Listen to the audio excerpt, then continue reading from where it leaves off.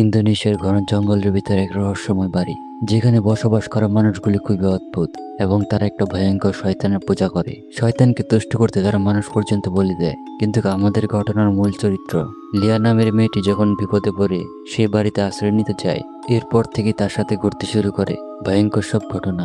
অভিশপ্ত বাড়ির রহস্য জানতে পেরে সে যখন সেখান থেকে পালাতে যায়, তখন শয়তান এবং তার পূজারীরা তার পেছনে পড়ে।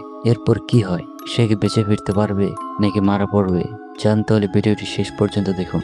এই ঘটনা শেষে যে টুইস্ট রয়েছে তা আপনার মাথা ঘুরিয়ে দেবে। ঘটনার শুরুতে আমরা দেখি জঙ্গলে একটা মেয়ে অনেক আহত হয়ে পড়ে আছে। তখন কতগুলি মানুষ এসে তাকে একটা বাড়িতে নিয়ে আসে, আর তার জ্ঞান ফেরার পর সে দেখে তাকে স্যালাইন দেওয়া হচ্ছে। শরীরে তার বিন্দুমাত্র শক্তি নেই। তখন সেই বাড়ির মানুষগুলিকে আমরা দেখতে পাই, যারা ওই মেয়েটিকে দেখতে আসে। কিন্তু সেই মেয়েটি তাদেরকে দেখেই বলতে থাকে, এই জায়গাটা কোথায়? আমাকে কোথায় নিয়ে আসা হয়েছে? সবাই বলে, তোমাকে আমরা আহত অবস্থায় জঙ্গলের ভিতরে পড়ে থাকতে দেখে সেখান থেকে তোমাকে নিয়ে এসেছি। তুমি আহত ছিলে। কিন্তু মেয়েটি কিছুই মনে করতে পারছে না তার কি হয়েছিল, কিভাবে সে আহত হলো। তখন একটু শান্ত হয়ে সে বলে, আমি বাড়ি যাব। তাকে জিজ্ঞেস করা হয়, তোমার বাড়ি কোথায়? কিন্তু কি আশ্চর্য বিষয়, তার সেটাও মনে নেই। এমনকি তার নাম কি সে সেটাও জানে না। সবকিছু ভুলে গেছে। সে অজ্ঞান হয়ে যায়। তখন তাকে বিছানায় শুয়ে দেয়। পরে তার জ্ঞান ফিরলে বাথরুমের আয়নাতে নিজেকে দেখতেই খেয়াল করে তার শরীরে অনেক জায়গাতে আঘাতের চিহ্ন। হঠাৎ করে রুমে থাকা চেয়ারটা পড়ে যায়। সেটা ঠিক করার পর দরজাটাও আপনা আপনি লেগে যায়। তখন এই দরজাতে কেউ ডাকছে। একটা মহিলা এসেছে। তাকে বলে তাদের সাথে ডিনার করার জন্য। তারা সেখানে যাওয়ার সময় পাশের দরজাটা খুলে যায়, আর আমরা সেখানে একটা অদ্ভুত অবয়বকে দেখতে পাই। খেতে যাওয়ার সময় মহিলাটি তার নাম বলে দেবী। বাইরে গিয়ে একটা ছেলের সাথে সে মেয়েটিকে পরিচয় করিয়ে দেয়। ছেলেটির নাম দো। সে বলে, আমি খাবো না, আমি এখানে আছি। হয়তো সে কারোর জন্য অপেক্ষা করছে। যাই হোক, ডিনার টেবিলে বাকি সবাই মেয়েটির সাথে পরিচিত হয়। এই মেয়েটির নাম হচ্ছে ডায়না, আর এই অন্ধ ছেলেটির নাম হচ্ছে গোর, আর এই লোকটার নাম হচ্ছে আনু। সে একটু প্রতিবন্ধী টাইপের, আর এটা হচ্ছে সিন্তা। তখন ওই ডায়না নামের মেয়েটি সেই মেয়েটিকে বলছিল, তোমার কি কিছু মনে আছে নাকি সবটাই নাটক? গল্প বোঝানোর জন্য এখানে আমি এই মেয়েটির নাম আগে রিভিল করে দিচ্ছি। মেয়েটির নাম হচ্ছে লিয়া। যদিও সে এখনো জানে না, তবে আমি আগে বলে দিলাম। লিয়া সবাইকে জিজ্ঞেস করছিল, আমাকে আপনারা কোথায় পেয়েছিলেন, আমার কি হয়েছিল। দেবী বলে, তোমাকে আমরা আহত অবস্থায় পেয়েছিলাম, কিন্তু তুমি কিভাবে আহত হয়েছ তা আমরা জানি না। আমরা শুধু তোমাকে সাহায্য করতে চাইছি। দেবী সেখানে বলছিল, কোনো সমস্যা নেই, তুমি যতদিন পর্যন্ত ভালো করে সুস্থ না হও ততদিন এখানে থাকতে পারো, আর আমরা তোমার যত্ন নেওয়ার চেষ্টা করব। খাওয়া দাওয়া শেষ করে যখন সে নিজের রুমে ঘুমাচ্ছিল, হঠাৎ করে তার দরজায় কেউ ধাক্কা দিতে শুরু করে।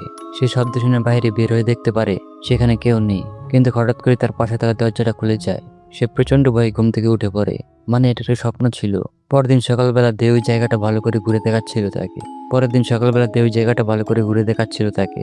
লিয়া দেবীকে বলছিল, এই জায়গাটা দেখে তার কোনোভাবেই বাড়ির মতো মনে হয় না। দেবী বলে, মনে না হলেও এটাই আমাদের বাড়ি।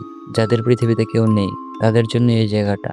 দেবী হানুকে দেখিয়ে বলে, এই যে তাকে দেখতে পাচ্ছ, তাকে সমাজ কখনো ভালোভাবে অ্যাকসেপ্ট করেনি। তার বাবা মাও তাকে বোঝা মনে করতো, ভাবতো কোনো এক পাপের কারণে তাদের এমন ছেলে জন্ম হয়েছে। এইসবে তার খুবই খারাপ লাগতো, কিন্তু এখানে সে খুব শান্তিতে আছে। তারা হাঁটতে হাঁটতে একটা ঘরের ভেতর চলে যায়। দেব বলছিল, তুমি চাইলে আমাদেরকে নিজের পরিবার ভাবতে পারো, সবকিছু নিজের ভাবতে পারো, শুধুমাত্র কখনো এই ঘরটাতে প্রবেশ করো না।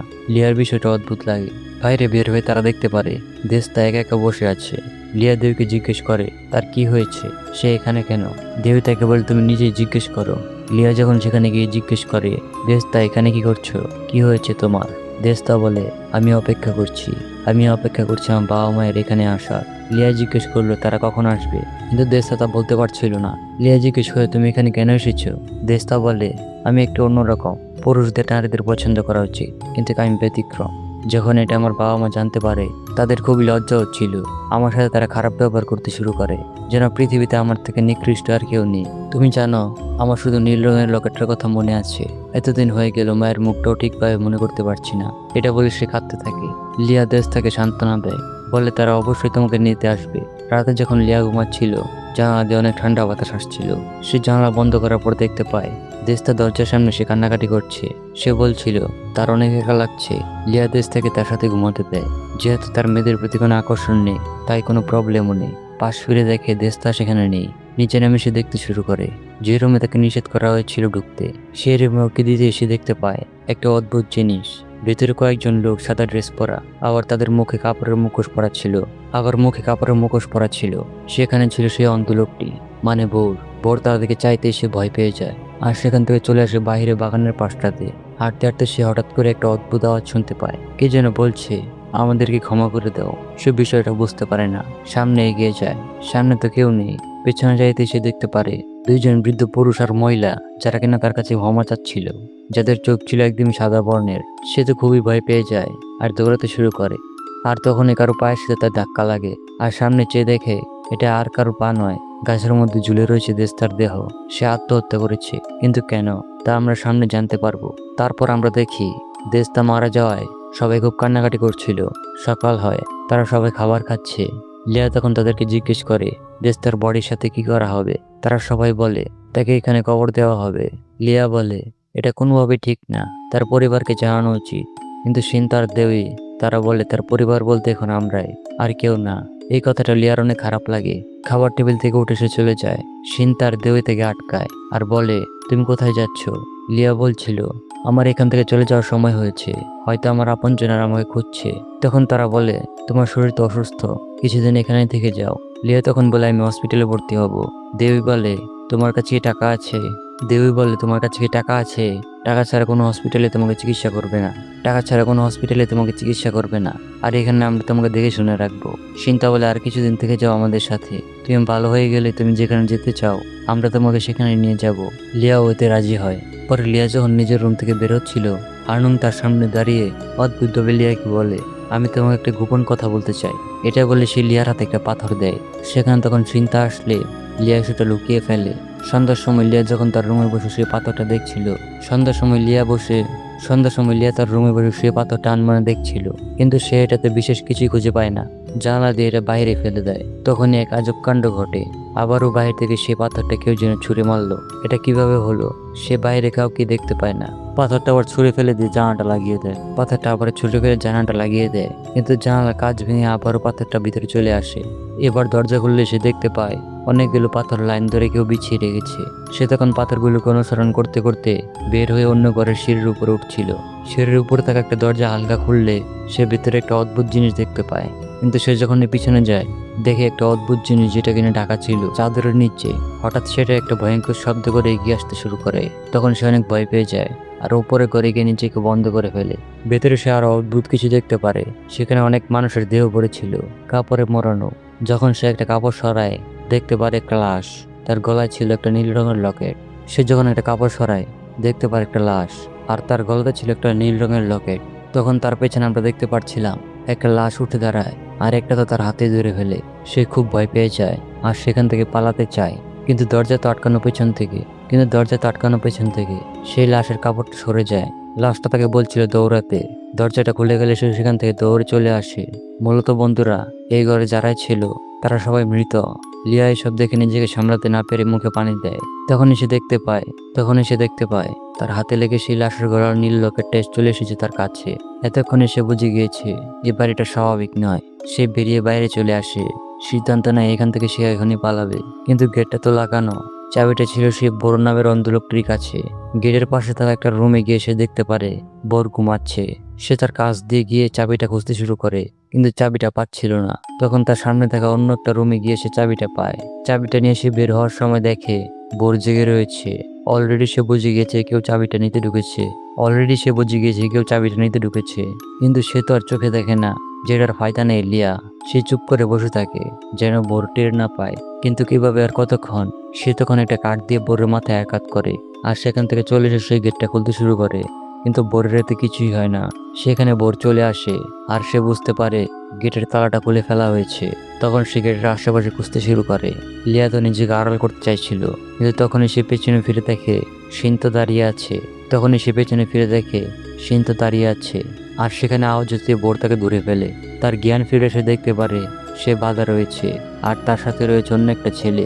সেখানে দেবী আসে আর তাকে পানি খেতে দেয়, কিন্তু সে খায় না।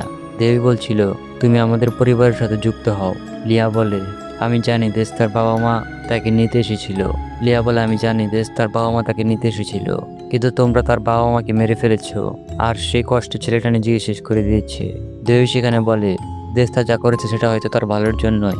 এখন বন্ধুরা, আপনারা বলতে পারেন যে কিভাবে লিয়া জানতে পারলো তারা দেস্তার বাবা মাকে মেরে ফেলেছে। মনে আছে লিয়াকে দেস্তা বলেছিল তার মা গলার মধ্যে নীল একটা লকেট, আর লিয়া সেই গুপ্তঘরের লাশ থেকেও নীল একটা লকেট পেয়েছিল। এটাতে সে বুঝে ফেলেছে। লিয়া সেখানে বলছিল, তোমরা কি চাও? দেশটা তখন বলে, আজকে রাতেই তুমি জানতে পারবে। আর এটা বলে সে চলে যায়। তার পাশে থাকা ছেলেটি তখন তাকে বলতে শুরু করে, লিয়া তুমি এখান থেকে কেন যাওনি? এটা শুনে সে তো অবাক হয়ে যায়। কে লিয়া? ছেলেটি বলে, তোমার নাম লিয়া, আর আমি হচ্ছি তোমার ভাই সনি। আমি আর রেজা অনেক চেষ্টা করেছি তোমাকে এখান থেকে বের করার। তোমার কি কিছুই মনে নেই? লিয়া বলে, না, আমার তো কিছুই মনে পড়ছে না। তখন সনি বলতে শুরু করে মূল ঘটনাটা। তুমি মাদকাসক্ত ছিলে। তোমাকে মাদক না দেওয়ায় তুমি নিজেকে শেষ করার সিদ্ধান্ত নেও। তোমাকে কোনো রকমে আমরা হসপিটাল থেকে ভালো করার পর রিহ্যাব সেন্টারে না পাঠিয়ে তোমাকে এখানে নিয়ে এসেছিলাম। এই পরিবার যেন তোমাকে ভালো করে তুলে। এমনটা লোকমুখে শোনা যায়। যারা এখানে একটু ভারসাম্যহীন তাদেরকে তারা ঠিক করে তোলে। এই পরিবার যেন তোমাকে ভালো করে তোলে, এটা লোকমুখে শোনা যায়। যারা এখানে একটু ভারসাম্যহীন তাদেরকে তারা ঠিক করে তোলে। তোমাকে এখানে দিয়ে আমরা চলে গিয়েছিলাম। কয়েক মাস হয়ে যায়, কিন্তু আমরা তোমার কোনো খোঁজ পাই না। এখানে আসলে তোমার সাথে দেখা করতে দিত না। তখন সনি বলতে শুরু করে মূল ঘটনাটা। তুমি মাদকাসক্ত ছিলে। তোমাকে মাদক না দেওয়ায় তুমি নিজেকে শেষ করার সিদ্ধান্ত নেও। তোমাকে কোনো রকম হসপিটাল থেকে ভালো করার পর রিহ্যাব সেন্টারে না পাঠিয়ে তোমাকে আমরা এখানে নিয়ে এসেছিলাম। এই পরিবার যেন তোমাকে ভালো করে তোলে, এমনটা লোকমুখে শোনা যায়। যারা এখানে একটু ভারসাম্যহীন তাদেরকে তারা ঠিক করে তোলে। তোমাকে এখানে দিয়ে আমরা চলে গিয়েছিলাম। কয়েক মাস হয়ে যায়, কিন্তু আমরা তোমার কোনো খোঁজ পাই না। এখানে আসলে তোমার সাথে দেখা করতে দিত না। যেটা নিয়ে আমি আর তোমার বয়ফ্রেন্ড রেজা অনেক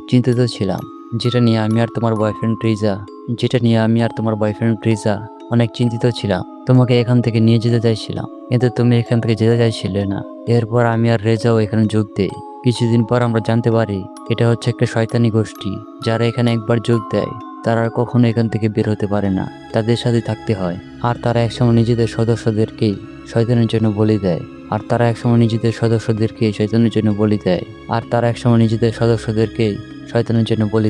তখন এটা জানার পর আমরা তোমাকে এখান থেকে নিয়ে পালাবো। এমন সময় তারা তোমার বয়ফ্রেন্ড রেজাকে নির্মমভাবে শেষ করে দেয়।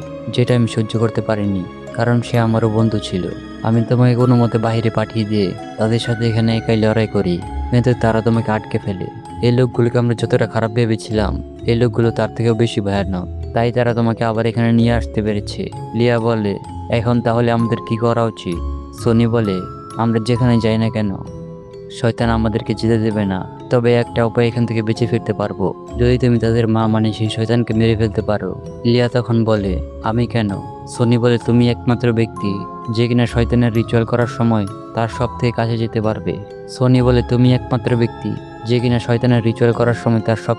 যেতে পারবে। লিয়া বলছিল, সে এটা পারবে না। সে কিভাবে একটা মানুষকে শেষ করবে? তখন তার ভাই সনি তাকে বলে, তাদের মা মানুষ নয়, এটা একটা শয়তান। তারপর আমরা দেখতে পারি সেই শয়তানের রিচুয়ালের রুমে সবাই মাথায় কাপড়ের মুখোশ পরে রেডি হচ্ছিল। লিয়া আর সনির কাছে তখন চিন্তা আসে, আর তাদেরকে এখান থেকে বের হয়ে যাওয়ার জন্য গেটের চাবিটা আর একটা ছুরি দেয়। এই সুযোগটা কোনোভাবেই মিস করা যাবে না। আর চিন্তা লিয়াকে বলে, এটাই একমাত্র সুযোগ তাদের মা মানে সেই শয়তানকে শেষ করার, তাহলে আমরা বাঁচতে পারবো। মানে এখানে বোঝা যাচ্ছিল চিন্তা ভালো মানুষ, তাদের সাহায্য করতে চাইছিল। সে বলে, এখান থেকে তোমাদেরকে নিয়ে যাওয়ার পর যখন লিয়াকে শয়তানের জন্য বলি দিতে নিয়ে যাবে, তখন শয়তানকে সেই ছুরিটা দিয়ে মেরে ফেলতে হবে, তাহলে আমরা মুক্তি পাবো। এবার আমরা দেখতে পাই লিয়াকে নিয়ে সেখানে শুয়ে দেওয়া হয় তাদের মা মানে সেই শয়তানের পাশে। চিন্তা লিয়ার হাতের কাছে সেই ছুরিটা রেখে দেয়, কিন্তু চিন্তা যে লিয়াকে হেল্প করছে সেটা দেবী বুঝে যায়। আর তখন আমরা দেখতে পারি সেই সম্প্রদায়ের কিছু সদস্যরা সেখানে চিন্তাকে মেরে ফেলে। লিয়া সেখান থেকে নিজেকে ছাড়িয়ে চলে যেতে চাইছিল, সেখানে তাকে বোর ধরে ফেলে, কিন্তু লিয়া সেই ছুরিটা বোরের গায়ে মেরে দেয়। কিন্তু আমরা দেখতে পারছিলাম তার কিছুই হয় না। সে তার সম্প্রদায়ের মা মানে সেই শয়তানের কাছে গেলে সেই শয়তানটা তার হাত যখন বোরের মাথায় দেয়, তখন বোর সম্পূর্ণ সুস্থ হয়ে যায়, এমনকি তার চোখগুলো ঠিক হয়ে যায়। এটা দেখে তো আরো ভয় পেয়ে যায় লিয়া। সে বাইরে বের হয়ে পালিয়ে যেতে চেষ্টা করে, কিন্তু বোর আর বাকি সবাই তাকে খুঁজছিল। তখন সে একটা ঘরের ভিতরে টেবিলের নিচে গিয়ে লুকিয়ে থাকে। সেখান থেকে খুঁজে পায় তার ভাই সনি। তখন লিয়া তার ভাইকে বলতে থাকে, তুমি জানো চিন্তাকে তারা মেরে ফেলেছে, সেই শয়তান অন্ধ বোরকেও ঠিক করে দিয়েছে। আমরা কিভাবে এখান থেকে পালাতে পারবো? সনি বলে, আমাদের আর কোনো উপায় নেই তাকে মারা ছাড়া। তখন সেখানে তাদেরকে খুঁজতে বোর চলে আসে, আর তখন তারা সেখান থেকে পালিয়ে সেই দ্বিতীয় তলার উপরের ঘরটাতে চলে যায়। সেখানে লিয়া অনেকগুলো লাশ দেখতে পায়। সেখানে আমরা দেশতার মাকেও দেখতে পারছিলাম। সম্পূর্ণ চেহারা কি ভয়ানক অবস্থা। লিয়া বলছিল আমাদের এখান থেকে দ্রুত বের হয়ে যেতে হবে, হয়তো বাইরে আমাদের পরিবার আমাদের জন্য অপেক্ষা করছে। সোনি এটা শুনে বলে না, কেউ আমাদের জন্য অপেক্ষা করছে না, আমাদের বাবা মা নেই। লিয়া বলে আচ্ছা যাই হোক, তাও আমাদের এখান থেকে বের হতে হবে, কিন্তু কিভাবে বের হবে? এই সম্প্রদায়ের শয়তান তা কখনো হতে দেবে না। আমরা যেখানে যাই না কেন আমাদের পিছু ছাড়বে না। এদিকে আমরা দেখতে পারি সেই রুমের বাইরে সম্প্রদায়ের সব লোকেরা এসেছে, কিন্তু ভেতরে গিয়ে তারা লিয়া আর সনিকে দেখতে পায় না। আমরা বুঝতে পারি তারা হয়তো লুকিয়ে আছে। ডাইনা কাপড়গুলো যখন সরিয়ে দেখছিল লিয়ার উপর থেকে কাপড় সরাবে, তখন এই সনি পেছন থেকে একটা কাপড় নিয়ে ডাইনাকে জড়িয়ে ফেলে। আর তখন তাদের মধ্যে সেখানে অনেক ফাইট হয়, কিন্তু কে জেতে কে হারে তা আমাদের দেখানো হয় না। আমরা শুধু দেখতে পারি সেখান থেকে আহত অবস্থায় বেরোচ্ছিল লিয়া আর সনি। তার মানে কি তারা তাদেরকে হারিয়ে দিয়েছে? কিন্তু সনি হাঁটতে পারছিল না। তখনই তাদের সামনে চলে আসে বোর। এটা দেখে লিয়া লুকিয়ে পড়ে পাশে একটা ডেস্কের ভেতরে। সনিকে বোর সেখান থেকে টেনে নিয়ে যাচ্ছিল। লিয়া এবার গ্রেটের তালাটা ভাঙতে শুরু করে। সে এখান থেকে বেরোতে চাইছিল, কিন্তু পেছন থেকে একটা আওয়াজ হচ্ছিল। তার ভাই তাকে ডাকছিল তাকে বাঁচানোর জন্য। তখন সে সেদিকে যেতে শুরু করে। আমরা দেখতে পাচ্ছিলাম বোর আর বাকি সবাই মিলে লিয়াকে অজ্ঞান করে ফেলে। আর আমরা দেখতে পাচ্ছিলাম বোর আর বাকি সদস্যরা মিলে এবার লিয়াকে অজ্ঞান করে ফেলে আর নিয়ে যায় সেই রিচুয়াল রুমে। তাকে শয়তানের পাশে আবার শুয়ে দেওয়া হয়। দেও এসে বলতে শুরু করে তোমাকে আমরা বলে দিলে মা অনেক খুশি হবে, তা তোমার রক্ত প্রয়োজন। এটা বলে যখনই ছুরি চালাবে তখনই সনি লিয়ার উপরে উঠে তাকে ফেলে দেয়। বোর তাকে মারতে আসলে সে ছুরি দিয়ে বোরকে আঘাত করে। আর আমরা দেখতে পারি তখনই সে ভয়ঙ্কর শয়তানটা উঠে বসে, আর সেটা এবার সনির উপর আক্রমণ করতে শুরু করে। শয়তানটা তাকে প্রায় মেরেই ফেলেছিল। তখনই লিয়া পাশে থাকা ছুরিটা হাতে নিয়ে এবার সেই শয়তানটার ভিতরে ঢুকিয়ে দেয়। আর সেই শয়তানটা সেখানে ছটফট করতে করতে পানির মধ্যে পড়ে যায়। এখন বন্ধুরা, আপনাদের মনে হতে পারে এটা তো একটা স্বাভাবিক ঘটনা ছিল, কিন্তু এখানে আসে গল্পে টুইস্ট। লিয়া দেখতে পারে দেশ তার চিন্তা কেউই মরেনি। সে তো ভয় পেয়ে যায় কিভাবে তারা বেঁচে উঠলো। তখন সে তার ভাই সনিকে নিয়ে সেখান থেকে চলে যেতে চাইবে, কিন্তু তার ভাই অন্যরকম করছে। আর সেখানে তখন সে জানতে পারে দেওদের ভাইয়ের সন্তান গর্ভে নিয়ে এতদিন করছে। তার মানে তার ভাই আগে থেকে তাদের সাথে যুক্ত ছিল। এবার আমরা দেখতে পারি লিয়ার সামনে সবাই ঝুঁকে পড়ছিল, আর লিয়ার স্মৃতি ফিরে আসতে শুরু করে। তখন তার সবকিছু মনে পড়ে। আসলে এই সবকিছুর পিছনে রয়েছে তার ভাই। তার মনে পড়ে সে নিজেকে নিজে শেষ করার চেষ্টা করার পর তাকে ভালো করার জন্য তার ভাই সনি এখানে নিয়ে এসেছিল। আসলে সেও আগে থেকেই শয়তানের পূজারী ছিল, কিন্তু যতদিন যাচ্ছিল লিয়ার পরিবর্তন হচ্ছিল। আর তখন সেখান থেকে